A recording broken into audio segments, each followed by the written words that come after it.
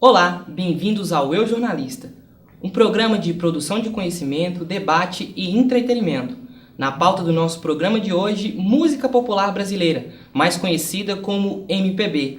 Em nosso estúdio, Evaristo Souza, músico, professor e pesquisador histórico da música popular brasileira. Evaristo, muito obrigado por aceitar o nosso convite de vir ao programa. Eu gostaria que você começasse falando um pouco dessa sua paixão pela música e, posteriormente, da sua pesquisa a respeito da música popular brasileira. Primeiramente, eu queria agradecer, pela oportunidade de estar aqui falando sobre a música brasileira. É um momento único. E o seguinte, a paixão pela música começou na minha infância. Eu tive contato com bandas filarmônicas, comecei estudando e aí eu peguei e despertei o interesse em buscar os grandes nomes da música brasileira. Eu achei que os compositores, os cantores que contribuíram para a nossa evolução musical eram um pouco valorizados. Então, por uma questão mesmo de pessoal, por uma questão de minha mesma, eu decidi fazer uma pesquisa e em breve eu quero estar lançando algum projeto relacionado a isso aí. E qual é o objetivo dessa pesquisa sua em si? Você tinha falado pra gente a respeito de um livro? Isso, a questão do livro é porque eu acho que a música brasileira ela tem muitas obras, mas não tem uma obra generalizada contando a história geral da música. A gente tem muitos livros falando de bossa nova, falando de tropicália, falando de samba canção. Agora, uma obra geral que traz toda a história, eu acho que está um pouco escasso. Então, esse vai ser o meu objetivo geral nesse momento. Entrando nesse contexto da música popular brasileira, vamos lembrar aqui que agora em 2016 vai se celebrar 100 anos que foi lançado o primeiro samba, no Brasil em 1916. Conta um pouquinho pra gente dessa história. O samba brasileiro surgiu ali no Rio de Janeiro, quando aquelas tias baianas, que eram as mães de santo, principalmente a tia Ciata, que foi a mais famosa delas, que fez residência no Rio, ela era de Santa Maria da Consolação. E aí o seguinte, naquele terreiro de macumba, o samba de roda baiana entrou em contato com o shot, com o machixe, com a polca, que eram ritmos tipicamente cariocas. Então, nesse terreiro de macumba, o contato da música baiana, o samba de roda com as músicas cariocas, surgiu o samba. Então, em 1916, no terreiro da tia Ciata, surgiu o samba pelo telefone. O chefe da polícia, pelo telefone, mandou me avisar.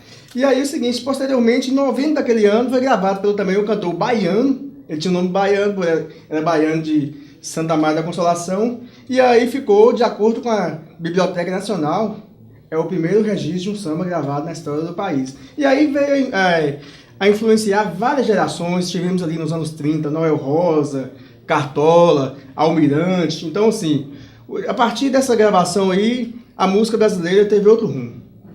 Entendo. Na década de 50, nós tivemos aí o poeta Vinícius de Moraes, também Tom Jobim, artistas que marcaram o processo cultural brasileiro. O que você tem para falar pra gente a respeito desses poetas, a respeito dessa década de 50, que foi uma década marcante aí pro pessoal de casa ficar sabendo? A década de 50, eu costumo falar que teve um movimento musical que pode ser considerado como o maior marco da música brasileira. Na década de 50, aquela juventude, aquela adolescência, estava cansado de ouvir samba, ouvir bolero, samba canção, chorinho, valsa. Então eles queriam uma música diferente, uma música mais sofisticada, uma música mais acadêmica, uma música mais intelectual. Então, nesse contexto, o pianista Tom Jobim, até então desconhecido, Antônio Carlos Jobim, começou a aperfeiçoar a música brasileira sob influência do jazz, o jazz americano, sob influência do jazz, ele pegou e começou a aperfeiçoar harmonicamente a música brasileira. Posteriormente, ele conheceu o violonista João Gilberto, o João Gilberto, que criou uma maneira diferente de bater o samba. Então, aí, o samba, com uma batida diferente, com a harmonia diferenciada, criou-se a bossa nova. Em 1958, Elisete Cardoso gravou o disco Um Amor, Um Sorriso, Uma Flor, com vários sucessos de crítica, de público. E em 1959, o João Gilberto lançou o disco Chega de Saudade, que a maioria da crítica musical considera hoje o disco Chega de Saudade como sendo o marco inaugural da bossa nova no Brasil, com composições principalmente de Tom Jobim, Vinícius de Moraes, a orquestração de Tom Jobim, violão de João Gilberto, e foi um disco que despencou. A bossa nova ali se tornou um movimento musical nos anos 60, e principalmente em 62, quando Tom Jobim gravou Garota de Ipanema, Ele na praia de Ipanema com Vinícius de Moraes, e a garota passava fazendo caminhada, Aí ele falou, Vinícius, então bora fazer uma música depois de vários litros de uísque, né? Então bora fazer uma música aqui. Então daí surgiu a Garota de Ipanema, isso em 62. O mundo ficou pequeno para eles, então eles acabaram indo morar nos Estados Unidos, né, para fazer a carreira internacional. Então toca uma palhinha pra gente dessa música que é conhecida no Brasil e no exterior como marca dos brasileiros. Vamos fazer um pouquinho da Garota de Ipanema.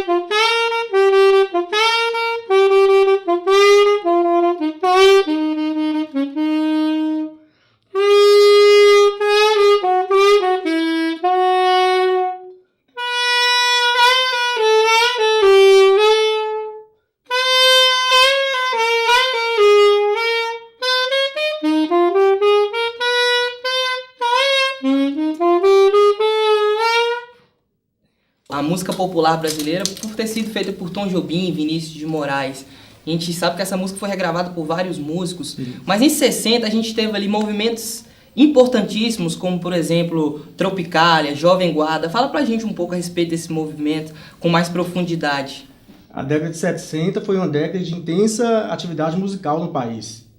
Com a ditadura militar, o regime de 64, acabou que a música brasileira se tornou uma espécie de resistência política ao regime. O pessoal não podia escrever, então através de músicas com letras ali de duplos sentidos, virou uma espécie de resistência à ditadura. Então, nesse sentido, e além disso, o tropicalismo, eles queriam universar a linguagem da música brasileira. Então, assim, essa geração de músicos são todos frutos da bossa nova. E aí o seguinte, aquela geração de Caetano Veloso, Gilberto Gil, Gal Costa, criou o tropicalismo sob a influência do rock americano, do pop e da guitarra elétrica, aquela coisa toda. Não poderíamos deixar de se falar também da Jovem Guarda, que a Jovem Guarda foi um movimento capitaneado por Roberto Carlos, Erasmo, Vanderlei, e que a Jovem Guarda, além de um estilo musical, foi uma maneira de ser, um modo de agir, uma maneira de vestir. Quem não se lembra das festas de Jovem Guarda, aquelas roupas típicas, aquele jeito rebelde de ser, extravagante. Então isso aí marcou, de fato, essa década de 60. Temos também um movimento muito importante que foi a MPB. Em 1966 foi organizado o Festival da Música Popular Brasileira, que o Chico Buarque de Holanda foi o vencedor com a música A Banda, e aí o termo MPB de fato passou a ser usado em 1966 com o festival. Entendi. A gente tem acompanhado agora na atualidade estouros de músicas, por exemplo, como do gênero sertanejo, o funk e de outros vários gêneros da música brasileira em si. Como você analisa o atual momento da música brasileira em comparação àquilo que você estudou na sua pesquisa? A música brasileira, a MPB desenvolveu muito na década de 60, 70, a partir de 80 já começou a surgir no rock nacional e no final da década de 80 o sertanejo começou a despontar. O sertanejo raiz teve o apogeu nos anos 90 e a partir dos anos 2000 surgiu o sertanejo universitário que hoje virou sucesso nacional. O sertanejo hoje, se a gente olhar, é o estilo musical tocado nas rádios de todo o país. Eu costumo falar que a música brasileira hoje está mais eclética. Hoje tem estilo musical para todo tipo de gosto. Temos o funk, temos o sertanejo, temos o arrocha, temos o axé, temos ainda a MPB, embora tenha uma menos intensa gravação desse estilo hoje, mas temos. Hoje, eu acho que os estilos musicais hoje no Brasil vivem uma espécie de harmonia. Tem para todo tipo de gosto. Em contrapartida, a questão da MPB, vamos lembrar um pouquinho aqui daquela rixinha do Roberto Carlos, ali nos anos 80, anos 90, a rixinha do Roberto Carlos com o Tim Maia, né? O líder do soul. Conta pra gente um pouquinho dessa. O Tim Maia, ele montou em 1957 uma banda chamada Sputnik, que fazia parte o Roberto, o Erasmo. E aí o seguinte, foi uma banda, Roberto Carlos eram todos adolescentes, ele, o Erasmo, o Tim Maia.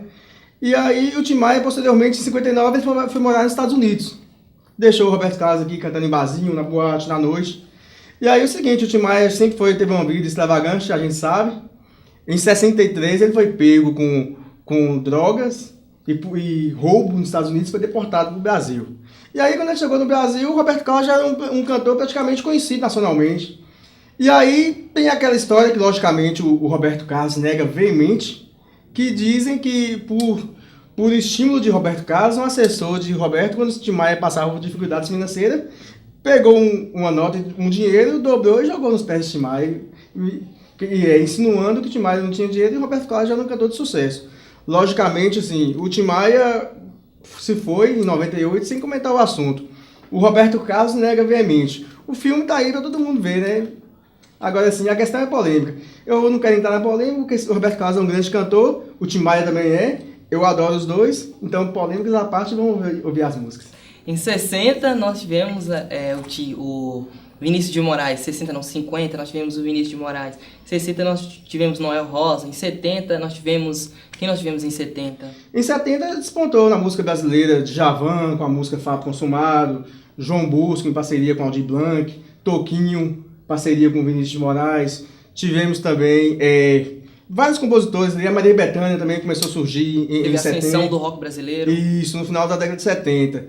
Tivemos também o cantor que nos deixou recentemente, Emílio Santiago, o Rei das Aquarelas. Então, assim, a década de 60 teve Peninha, que é um dos maiores compositores da história do Brasil também, recente, compositor de música romântica. Então, assim, a década de 70 continuou o ritmo de 60 e continuou aquela intensa produção musical. Nós tivemos aí 100 anos de música, né? Uma linha do tempo de 100 anos de música, na música popular brasileira em si. A gente também falou de outros gêneros. Mas qual a sua perspectiva com relação aos próximos 100 anos? O que você espera da nossa música brasileira? A música brasileira, a cada dia, ela tá caminhando por abrir mais os estilos. A cada dia aparecem estilos novos, né? A MPB, a tendência é perder espaço, aqueles estilos tradicionais, e vão surgir novos estilos, igual surgiu o arrocha, o funk. Então, assim, é difícil a gente fazer uma previsão, né, do que vai virar a música brasileira, porque, assim, em 1930, ninguém imaginava, quando tinha Noel Rosa, ninguém imaginava que iria vir o arrocha. Então, assim, a música brasileira, dificilmente a gente vai saber fazer uma previsão, mas a tendência vai ser a ascensão da música sertaneja e o MPB vai ficar sempre ali, escanteio. No Brasil hoje, quais bandas são consideradas pertencentes à música popular brasileira em si? Quais tipos de gêneros em si que são considerados música popular brasileira? A gente tem vários cantores remanescentes dessa época. O Caetano Veloso recentemente fez com Gilberto Gil o show Dois Amigos, 100 anos de música. Então a Gal Costa, que continua em plena atividade. Então aquela geração da Tropicália ali, a maioria já estão em plena atividade hoje. Embora, igual eu estou falando, a música popular brasileira hoje está um pouco deixada de escanteio, mas os cantores continuam aí gravando, fazendo show, principalmente no exterior, onde a música popular brasileira é bem conhecida. A gente tem aí ícones da música popular brasileira, como Caetano Veloso, Gilberto Gil, o próprio Tim Maia, que nos deixou há um tempo atrás, Roberto Carlos, a Ivete Sangalo. Hoje a gente tem artistas para substituir esses nossos ícones da música popular brasileira, Evaristo? Sim, essa geração, a gente teve aí depois o próprio sobrinho do Tim Maia, que é o Ed Mota, né, que é da geração mais nova. Então, assim, bons artistas sempre tem, em todos os estilos. Eu costumo falar que a música brasileira é a mais rica do universo, justamente por essa versatilidade musical. Aqui a gente tem bons artistas e para todos os gostos. O espaço está aberto para suas considerações finais. Essas e outras entrevistas você encontra na nossa página no www.eujornalista.com.br. Eu gostaria de agradecer a oportunidade de estar aqui falando de 100 anos da música brasileira. Esqueci de falar da música Aquarela Brasileira, que foi um grande sucesso em 1939 e foi a primeira música brasileira a tocar 1 milhão de vezes nas rádios americanas. Isso ainda na década de 40. Então, assim, no geral, é isso. A música brasileira é o que há de melhor hoje na música mundial. Então termina tocando Aquarela pra gente.